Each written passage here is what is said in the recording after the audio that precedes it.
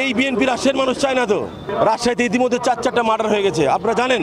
ইতিপূর্বে সংবাদ সম্মেলন করে আপনাদেরকে আমরা লিখিতভাবে দেখাচ্ছি যে এই সংবাদ মার্ডারগুলি কার নেতৃত্ব হয়েছে, কারা আসামি, এখন পর্যন্ত পুলিশ তাদেরকে গ্রেপ্তার করে না।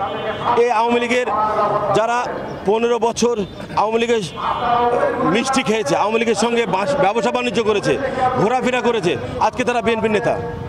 এখানে অনেক ব্যানারে স্পষ্ট আছে আওয়ামী লীগের কমিটি প্রদর্শন করা হয়ে গেছে। আপনারা দেখেন আওয়ামী লীগের নেতাদেরকে বিএনপিতে নিয়ে আসা হয়েছে। এই বিএনপি রাজশাহীর মানুষ চায় না তো। রাজশাহীর মানুষ চায় এতদিন ধরে যারা আন্দোলন সংগ্রাম করেছে, মামলা খেয়েছে, রাজপথে ছিল, পরীক্ষিত, ত্যাগী, তাদেরকে বিএনপির নেতৃত্ব দিতে হবে। আমরা স্পষ্টভাবে বলতে চাই, আমাদের নেতা জনাব তারেক রহমান সাহেব যে নির্দেশনা দিবেন আমরা সেভাবেই চলব। আমরা আর কোনো ঢাকার কোনো কেন্দ্রীয় নেতার সুরসুরি নিতে এই বিএনপি আমরা মানি না। এই বিএনপি তাদের ক্ষমতা হারিয়ে ফেলেছে। এটা 90 দিনের কমিটি, 3.5 বছর কি করে যায়?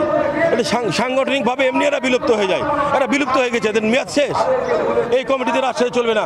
আমরা নতুন করে রাজশাহীর বিএনপি চাই, সাধারণ সদস্য ফর্ম বিতরণ করে সাধারণ মানুষকে নিয়ে নতুন করে আহ্বায়ক কমিটি করে কাউন্সিলের মাধ্যমে বিএনপি করুক, এটা আমরা স্বাগত জানাবো।